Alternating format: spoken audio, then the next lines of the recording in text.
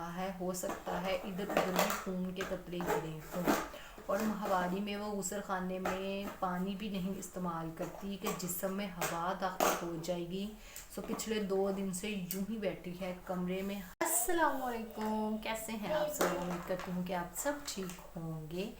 तो जी welcome to my channel. अगर आप मेरी वीडियो को पहली बार देख रही हैं तो मैं आपको बता दूं कि मैं हूं सहर मोहसिन और मेरा यूट्यूब चैनल है जिस पे मैं व्लॉगिंग या मेकअप से रिलेटेड और इसके अलावा मैं कुकिंग शुकिंग जो है ना इस तरह की वीडियोस भी उसके ऊपर अपलोड करती हूँ। उसके अलावा जो मेरा मेन मतलब है ना, वो मेन जो मेरा थीम या मेन मकसद जो है इस चैनल के थ्रू सब चीज़ें पहुंचने का, वो है अवेयरनेस।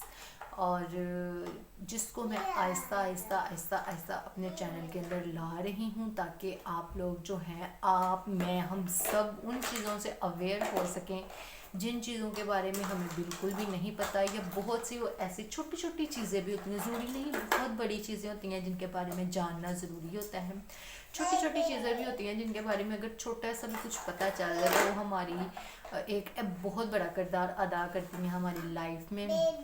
जैसे इजी हो जाती हैं चीज़ें, स्मूथ हो जाती हैं, थोड़ी समझ आ जाती है। कभी होता है ना, कभी एक छोटे से पंच की ज़रूरत होती है, एक पंच लाइन की, बस जो आपकी इधर उधर होती लाइफ को एक स्ट्रेट जो है वो तरफ ले जाती है।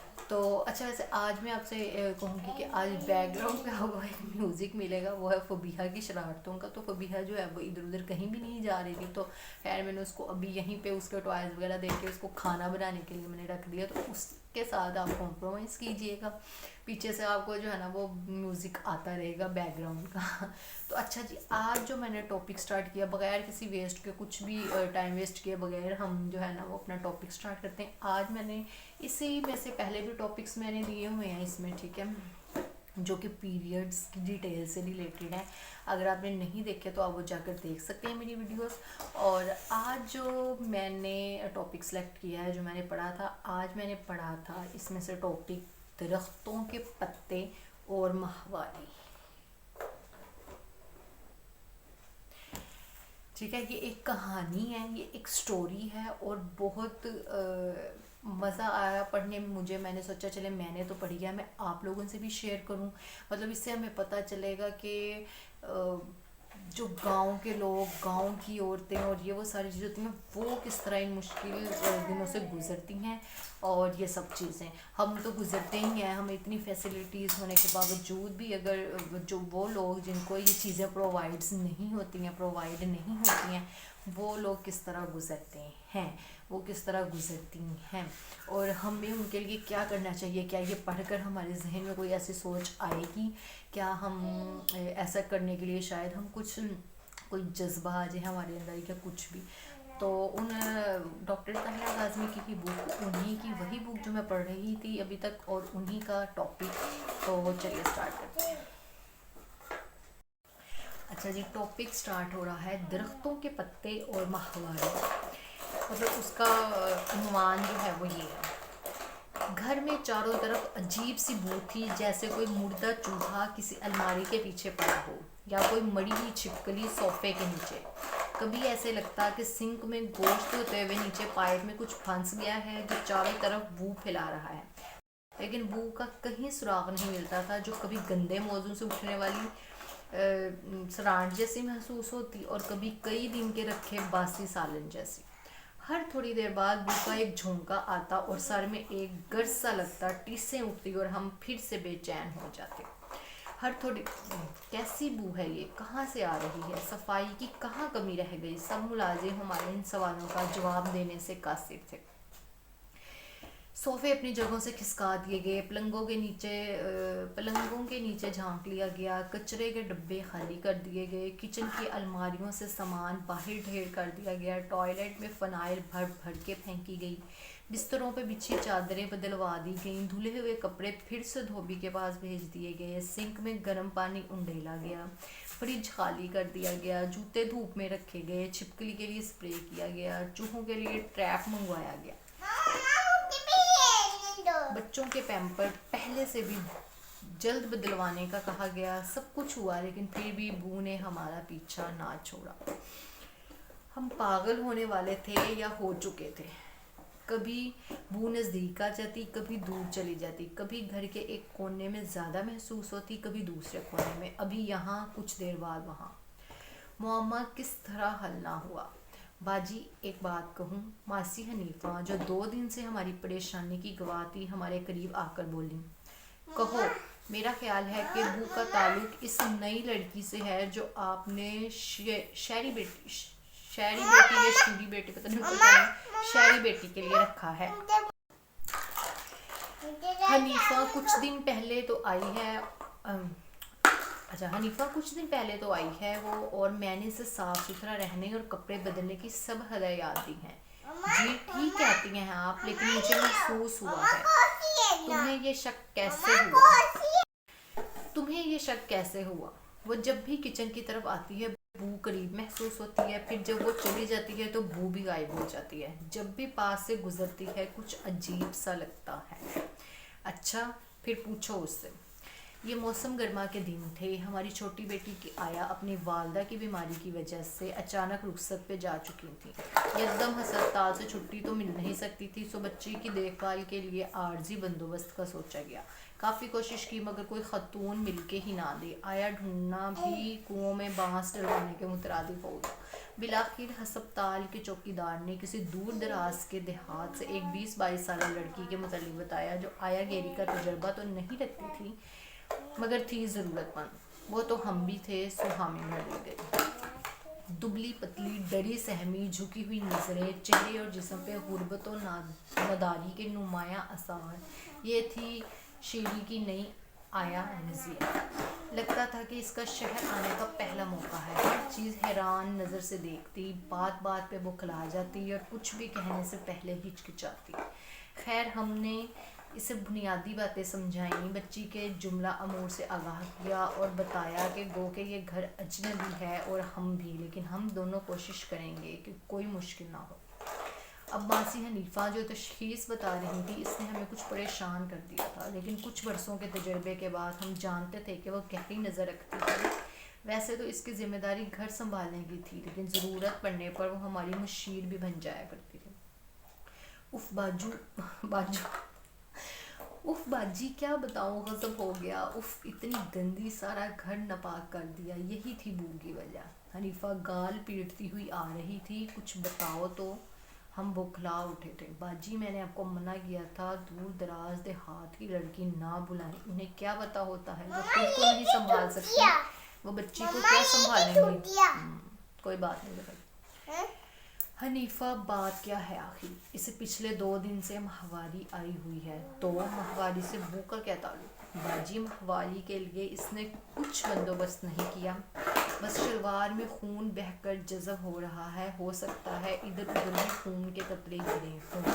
और माहवारी में वो गुसल खाने में पानी भी नहीं इस्तेमाल करती कि जिस्म में हवा दाखिल हो जाएगी। सो पिछले 2 दिन से यूं ही बैठी है, कमरे में हर तरफ बू फैली है। उफ खुदाया, हमें उबकाई आ गई। 20वीं सदी की दुनिया और औरत अभी तक जंगलों और गारों के ज़माने में। हनीफा, प्लीज़ इसे पैड इस्तेमाल करना सिखा दो और नहलवा धुलवा के कपड़े बदलवा दो। इसके बाद बैटमैन के साथ मिलके सारे रक्स धुलवा के बाहर धूप में डलवा दो। बिस्तर की चादरें धोबी के पास भेजना ना भूलना। शाम ढले हनीफा घर जा चुकी थी। घर में सफाई महम कामयाबी से ख़त्म होने के बाद आहिस्ता आहिस्ता दम तोड़ रही थी, लेकिन तासुफ की लहर में हमें घेरे हुई थी। सोचा रज़िया को बुलाकर कुछ बात ही कर लें। रज़िया नहा धो के काफ़ी बेहतर लग रही थी, चेहरे पे परेशानी के आसार भी कम थे। इधर उधर की बातों के बाद हमने इससे कहा, देखो रज़िया, हम डॉक्टर हैं, तुमसे कुछ पूछना चाहते हैं। तुम घबराना नहीं और ठीक ठीक बताना, ये तुम्हारी सेहत का सवाल है। तुम्हें माहवारी किस उम्र में आई? जी मैं छोटी थी, अभी थोड़ा सा कद बड़ा था कि माहवारी आ गई। फिर किसने इसके मुतालिक बताया? अम्मा ने जी। اچھا اس کے لیے کیا استعمال کرتی تھی؟ اس نے سر جھکا لیا. شرماؤ نہیں بتاؤ. جی اماں شلوار کے اندر بہت سے پتے رکھ دیتی تھی اور ان کو ایک دھجی سے کسی کس کے کمر سے باندھ دیتی تھی. پتے؟ یہ درختوں کے پتے؟ تمہارا مطلب ہے یہ ہرے پتے؟ ہمیں یقین ہی نہیں آ رہا تھا.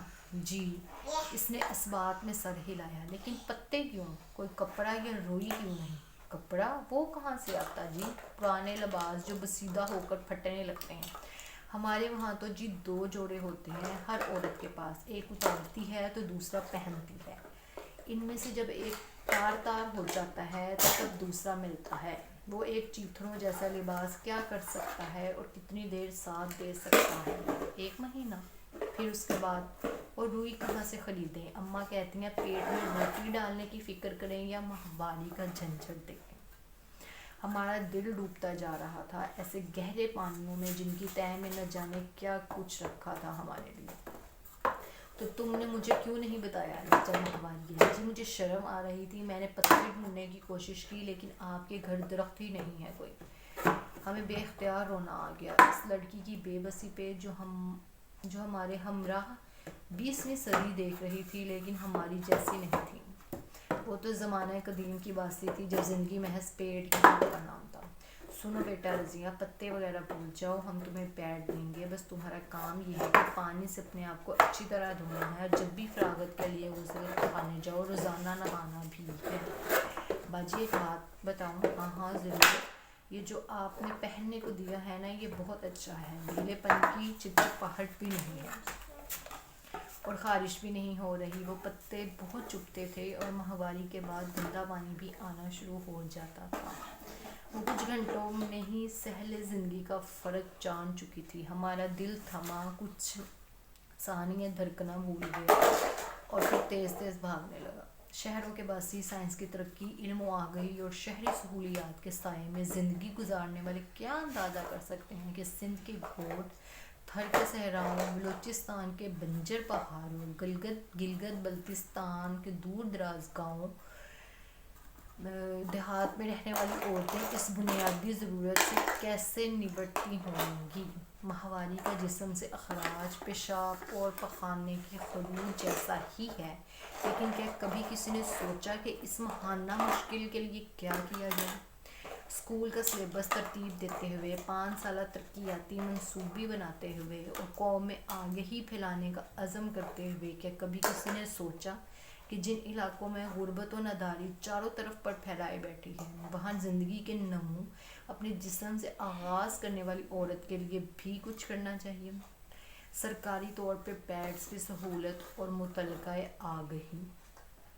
70 سالہ سفر میں کچھ فیصد عورتوں کو چھوڑ کے اکثریت کے لیے تو کچھ نہیں بدلا. ہمیں یہ بھی علم ہے کہ ان خوش قسمت عورتوں پر پدرسری معاشرہ مہربان نہیں ہوا بلکہ آگہی کی یہ شمع دیکھ کر باشعور لوگوں کے ہاتھوں روشن ہوئی ہے. اکثریت کی زندگی سہل کیسے ہوئی؟ عورت کے مسائل کو سمجھنا ترجیحات میں شامل ہی نہیں.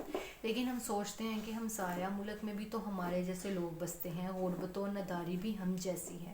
معاشرتی دباؤ بھی کم نہیں. لیکن اس کے باوجود اگر وہ پیڈ مین نامی فلم بنا کر عورت کے مسائل بیان کر سکتے ہیں تو ہم کیوں نہیں؟ یاد رہے فلم کا کردار حقیقی ہے جس نے سستے پیڈ بنانے کا بیڑا اٹھایا. اپنے مسائل کو کسی کونے میں چھپا کر کب تک سب اچھا کا راگ ہم الاپتے رہیں گے؟ زندگی کو اپنے وجود سے رواں دواں رکھنے والی اپنی زندگی کس قدر بیچارگی بے شرم معاشرتی دباؤ اور پابندیوں کا شکار ہے. ایسے وجود سے پھوٹنے والی زندگی کی نمو معاشرے کی بقا میں کتنی کارآمد ہو سکتی ہے؟ سوچیے. اچھا جی تو سٹوری کمپلیٹ ہو گئی ہے. جب میں نے پڑھی اور میرا فرسٹ امپریشن جو تھا وہ مطلب میں ان پتوں میں ہی گھوم رہی تھی. مطلب میں کہہ رہی تھی پتے وہ کس طرح کتنی اریٹیشن اور کس طرح وہ چیزیں ہوتی ہوں گی جو مطلب جو وہ اس میں جب بتا رہی تھی. ابھی اس کی کوئی اس کا فیس نہیں تھا ہمارے سامنے کچھ بھی نہیں تھا لیکن پھر بھی اس کا ایک درد فیل ہو رہا تھا کیونکہ ہم سب اس دنوں سے اس درد سے گزرتے ہیں لیکن وہ فیسلٹیز نہ ہونے کی وجہ سے جو اس کا درد 2 گنا 4 گنا 100 گنا زیادہ مجھے لگتا ہے بڑھ جاتا ہے. وہ بھی فیل کیا جا رہا تھا. تو یہ ہے کہ پڑھنے سے تھوڑا سا یہ پتہ چلا کہ مطلب کس قدر ہمارے کنٹری میں اس چیز کو بالکل بھی کچھ نہیں سمجھا جاتا عورتوں کے، بلکہ عورتوں کے مسائل کو تو مسائل کہا ہی نہیں جاتا. ان کو تو کچھ بھی مطلب مسائل، اگر مسائل سمجھا جاتا تو ڈسکشن ہوتی، کیونکہ مسائل پہ ڈسکشن ہوتی ہے اس کے سلیوشن کے لیے، ٹھیک ہے. مسائل سمجھا ہی نہیں جاتا، کچھ بھی نہیں سمجھا جاتا، اس لیے ڈسکشن کیا ہوگی. تو میں نے جب یہ پڑھا اور میرے دل میں جس طرح وہ بات آئی، اور میں نے دعا کی کہ کاش میں اس قابل بن جاؤں، یا اللہ تعالیٰ مجھے اس قابل بنا دیں کہ میں اس طرح مطلب ایک ہیلپ کے طور پر کس طرح ایک گاؤں میں یا اس طرح ایریاز میں جا کر، اس طرح کے علاقوں میں جا کر ان کو دے سکوں، ان کو سکون اور آرام، عورتوں کو جو خود ہم تکلیف محسوس کرتے ہیں وہ ان کے تھوڑا سا کم ہو جائے، ان کو آگہی فراہم کی جائے کہ ان دنوں سے گزرنے کا آسان طریقہ کیا ہو سکتا ہے، کیا کرنا چاہیے. ہمارے اتنے متس ہیں پیریڈ سے ریلیٹڈ، اتنے متس ہیں جو کہ سارے متس ہی ہیں، اس میں کچھ بھی سچائی نہیں ہے. تو اب میں سوچ رہی ہوں کہ اس پہ بھی ویڈیو میں آپ انشاءاللہ بناؤں گی. اور لیکن آپ لوگ بتائیے گا اب مجھے کہ آپ لوگوں کو یہ پڑھ کے کیسا لگا، اور کیسی لگی آپ کو سن کر یہ اسٹوری، اور آپ کا فرسٹ امپریشن کیا تھا، اور آپ لوگ کس ٹاپک پہ آگے اگر آپ کچھ جاننا چاہتے ہیں یا سننا چاہتے ہیں تو وہ بھی آپ لوگ مجھے بتا سکتے ہیں. تو اس کے لیے آپ کو چینل کو سبسکرائب کر دیجیے گا، اور ویڈیو کو لائک بھی کر دیجیے گا اگر پسند آئے. اور جی اگر ہمیں یہ ان جو ہے وہ اویئرنیس پھیلانی ہے ہمیں، تو پھر آپ اگر اس میں اپنا کوئی کردار ادا کرنا چاہتے ہیں تو ویڈیو کو شیئر کر دیجیے گا. تو اس سے پہلے جو ویڈیوز ہیں میری وہ بھی آپ جا کر دیکھ سکتے ہیں میرے چینل پر. تو انشاءاللہ پھر اب نیکسٹ ٹاپک پہ آؤں گی کسی. تو ابھی کے لیے اللہ حافظ.